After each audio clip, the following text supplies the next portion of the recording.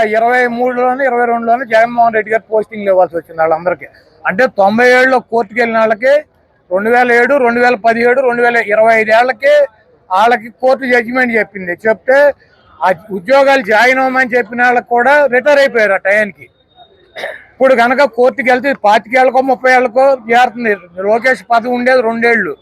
వీళ్ళు ఉద్యోగాలు చేసేది ఇప్పుడు 35 ఏళ్ళు 40 ఏళ్ళు ఉద్యోగంలో జాయిన్ అయితే వీళ్ళు 20 ఏళ్ళకి రిటైర్ అయిపోతారు. ఈ రిటైర్మెంట్ అయిపోయినాక కోర్టుకి వెళ్తే తేలేటువంటి పరిస్థితి ఉంటుంది. ఎందుకు 6 నెలల్లో సిబిఐ ఎంక్వైరీ చేస్తుంది కదా, నీ ప్రభుత్వం ఉంది కదా, సిబిఐ ఎంక్వైరీ అయితే నీకేంటి లాసు? జగన్మోహన్ రెడ్డి గారిని పరిటాల రవి కేసులో ఇన్వాల్వ్ అయి ఉన్నాడని అప్పుడు ముఖ్యమంత్రి రాజశేఖర రెడ్డి ఉండగా చంద్రబాబు నాయుడు ఆరోపణలు చేశాడు. సిబిఐ ఎంక్వైరీ కోరాడో కోరలేదా చంద్రబాబు నాయుడు?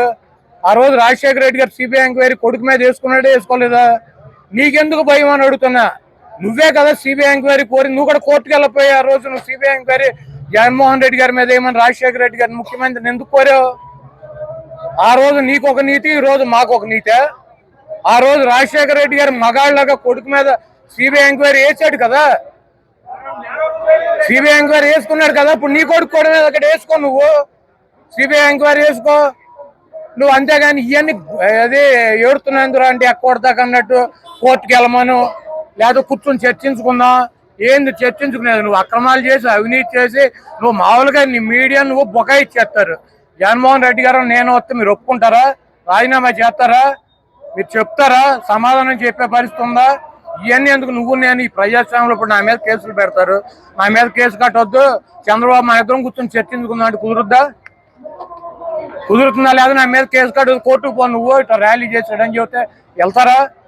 ఇవన్నీ చంద్రబాబు నాయుడు పూటకో మాట గంటకో మాట. అతను ముఖ్యమంత్రిగా ఉంటూ ఒకటి మాట్లాడతాడు, అతను ప్రతిపక్ష నాయకుడు అయితే ఒకటి మాట్లాడతాడు. కాబట్టి ఆయన ముఖ్యమంత్రిగా ఉన్నా ప్రతిపక్ష నాయకుడు ఉన్నా అప్పుడు రాజశేఖర రెడ్డి గారు ఆయన కొడుకు మీద సిబిఐ ఎంక్వైరీ చేసుకుని నిజాన్ని నిరూపించుకున్నాడు. నువ్వు కూడా అట్లాగే నీకు దమ్ము ఉంటే నువ్వు కూడా రాజశేఖర రెడ్డి గారి లాగా మడవ తిప్పను మాట ఇస్తా అని చెప్పి సొల్లు కబుర్లు చేయటం కాదు. నీ కొడుకు మీద సిబిఐ ఎంక్వైరీ చేయించుకో, రాజీనామా చేయించు, నీ కొడుకు మీద సిబిఐ ఎంక్వైరీ చేయించుకొని రాజశేఖర రెడ్డి గారి లాగా నేను నిప్పు అని చెప్పు. అంతేగాని నువ్వు ఇట్లా ఈ పనికి మాలిన మాటలు చెప్పి మమ్మల్ని లేదా పోలీసులను అడ్డం పెట్టుకుని అణచివేయాలని చూస్తే ఈ కార్యక్రమాలు నువ్వు చేసినటువంటి అవినీతి, నువ్వు చేసినటువంటి ఉద్యోగాలు అమ్ముకోవడం ఇదంతా ప్రజల్లోకి వెళ్తుంది. దీనికి మూల్యం మీరు విమర్శిస్తున్నారే తప్ప అసలు నిజంగా మేము మోసపోయామని ఎవరు బయటకు రావట్లేదు. విద్యార్థులు కానీ వాళ్ళకి సంబంధించిన బంధువులు కానీ ఎగ్జామ్స్ రాసిన వాళ్ళు కానీ ఎవరు బయటకు రావట్లేదు. జంజీ ఉద్యమం ట్యాగ్ వేసుకుని పార్టీ నాయకులు చేస్తారు తప్ప యువత ఎవరు మీతో అని ఎవరు చెబుతున్నారు? కూటమి నాయకులు అంటారు. ఇప్పుడు కూటమి నాయకులు అంతకన్నా ఏం చెబుతారు? కాదు, ఆ కేంద్ర మంత్రి రాజీనామా చేసేటప్పుడు చేసే ముందు 10 నిమిషాల ముందు కూడా సేమ్ మాటలు కేంద్ర మంత్రులను కేంద్ర ప్రభుత్వం ఇదే చెప్పింది కదా. ఇప్పుడు కేంద్ర మంత్రిని రాజీనామా చేయమన్నారు, వాళ్ళు ఏమన్నారు? పాకిస్తాన్ నుంచి వచ్చారు, చైనా కింద కంచిలోంచి దూరొచ్చారు, వీళ్ళందరూ తీవ్రవాదులు, ఇక్కడ అసలు ఎవడో జంజీలు లేరు, అంతా ఉగ్రవాదులు ఉన్నారు, ఇవన్నీ చెప్పారు. ఎప్పుడు రాజీనామా చేస్తాడని 10 నిమిషాల ముందు దాకా. మరి ఎందుకు చేశారు? పోలీసులతో కొట్టించారు, టీర్ గ్యాస్ వాడారు, వాటర్ కొట్టారు, తుపాకులతో కాల్చారు, లాఠీలకి మేకులు కొట్టి ఈపులు ఒళ్ళంతా పగలు కొట్టారు, తలకాయలు పగలు కొట్టారు. వీళ్ళు ఎవరో జంజీలు కాదు, వీళ్ళంతా దొంగలు, వీళ్ళందరూ తీవ్రవాదులు అని చెప్పారు. మరి ఎందుకు రాజీనామా చేశారు? అదే పరిస్థితి ఇక్కడ కూడా వస్తుంది. సేమ్ కేంద్రంలో ఏం చెప్పారో అదే చెబుతున్నారు ఇక్కడ కూడా. కాబట్టి వీళ్ళ మాట్లాడు పట్టించుకునే పరిస్థితిలో లేదు. సేమ్ కేంద్రంలో ఏదైతే జరిగిందో అదే రాష్ట్రంలో కూడా జరుగుతుంది. వాళ్ళ మీద మీకు నిష్పక్షపాతంగా చేశామన్నటువంటి నమ్మకం కనుక ఉంటే, మీకు మీ వ్యవస్థలో సెంట్రల్ గవర్నమెంట్ మీరు కలిసి ఉన్నారు, మీ వ్యవస్థల మీద మీకు నమ్మకం ఉన్నట్లయితే చంద్రబాబు నాయుడిని సిబిఐ ఎంక్వైరీ అతని కుమారుడి మీద ఆదేశించాలని చెప్పి ఆ సిబిఐ ఎంక్వైరీ ఆదేశించి దీంట్లో అక్రమాలు జరపలేదని చెప్పి నిరూపించుకోవాలి. కానీ ఉత్తర కుమార్ లాగా ఇప్పుడు జగన్మోహన్ రెడ్డి గారిని చర్చకి రమ్మంటాడు, ఇప్పుడు మా మీద కేసులు పెడతారు, లేకపోతే నిన్న చింతాడు రవి మీద కేసులు పెట్టారు, అనేక మంది మీద కేసులు పెట్టారు. మీరు కేసులు పెట్టవద్దు మా మీద, మేమేం చేసామో చంద్రబాబు లోకేష్ చర్చకి రండి, లేకపోతే మీరు లోకల్ నాయకుల్ని చర్చకి రండి చర్చించుకుంటాం అంటే మీరు ఒప్పుకుంటారా? ఇప్పుడు మేము అక్రమాలు చేసామని చెప్పి మా మీద కేసులు పెడుతున్నారు. మీరు కేసులు పెట్టొద్దు, మన ఇద్దరం కూర్చొని చర్చించుకుందాం ఎదురు బోదురు, మీరు రమ్మంటే ఎవడన్నా వచ్చేవాడు ఎవడు ఉన్నాడు? ఈ పోలీసు వ్యవస్థ సిబిఐ ఇవన్నీ ఉన్నది దేనికి? మీరు అక్రమాలు చేశారని చెప్పి స్పష్టంగా మేము ఆధారాలతో చూపిస్తున్నాం. మీరు చేయలేదని కనుక నిరూపించుకోవాలంటే సిబిఐ ఎంక్వైరీ చేసుకోండి, మీదే కదా కేంద్రంలో కూడా ప్రభుత్వం. అంతేగాని ఇప్పుడు నా మీద ర్యాలీలో పాల్గొనని కేసులు పెడతారు. నా మీద కేసులు వద్దు, కూర్చొని చర్చించుకుందాం, మేము ర్యాలీ చేయటం కరెక్టా కాదా, నీకు దమ్ముంటే లోకేష్ నువ్వు రా గుడివాడ మేము చర్చించుకుందాం, లేకపోతే లోకల్గా ఉన్నటువంటి ఎమ్మెల్యే నీకు దమ్ముంటారా చర్చించుకుందాం అంటే ఇవన్నీ కూడా ప్రజాస్వామ్యంలో కరెక్ట్ కాదు.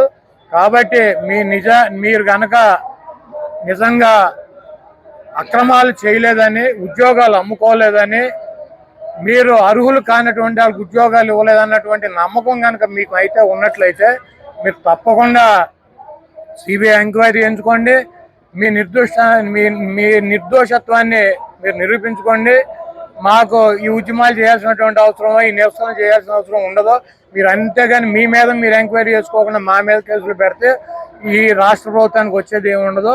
ఉన్నటువంటి 4 రోజులు బుద్ధిగా పరిపాలించాలని చెప్పి కోరుతున్నాను. ఈరోజు రాష్ట్ర వ్యాప్తంగా వైఎస్ఆర్సిపి ఆధ్వర్యంలో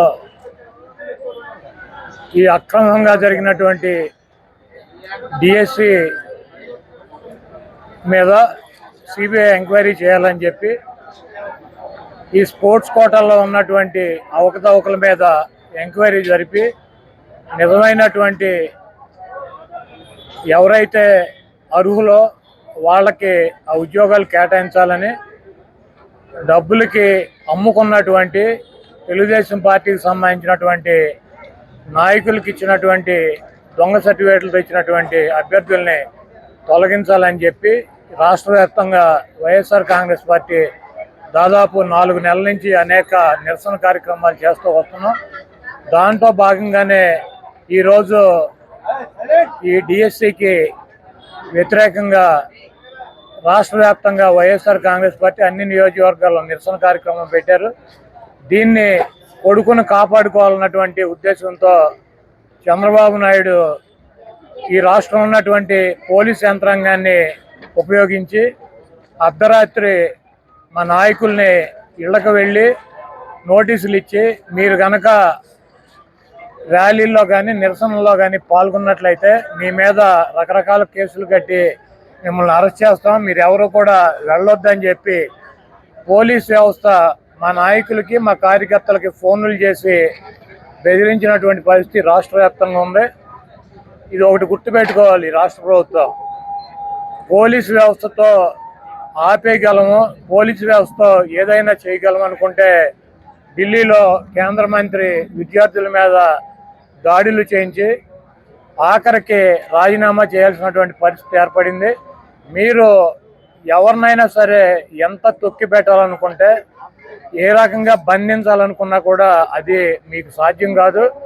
దయచేసి ఇటువంటి కార్యక్రమాలు చేసి వైఎస్ఆర్ కాంగ్రెస్ పార్టీ శ్రేణుల మీద కేసులు పెట్టి వీళ్ళని రెచ్చగొట్టి రేపు రాబోయే రోజుల్లో మీరు అధికారం కోల్పోయినాక మరి వీళ్ళ చేతిలో తీవ్ర పరాభవానికి గురవాల్సినటువంటి పరిస్థితి, ఇటువంటి ఆంక్షల్ని ఇంకా 10 ఎదుర్కోవాల్సినటువంటి పరిస్థితి ఉంటుంది. కాబట్టి ఇటువంటి పిచ్చి ప్రయత్నాలని ఆపాలని చెప్పి నేను తెలుగుదేశం పార్టీకి, కూటమి ప్రభుత్వానికి తెలియజేస్తూ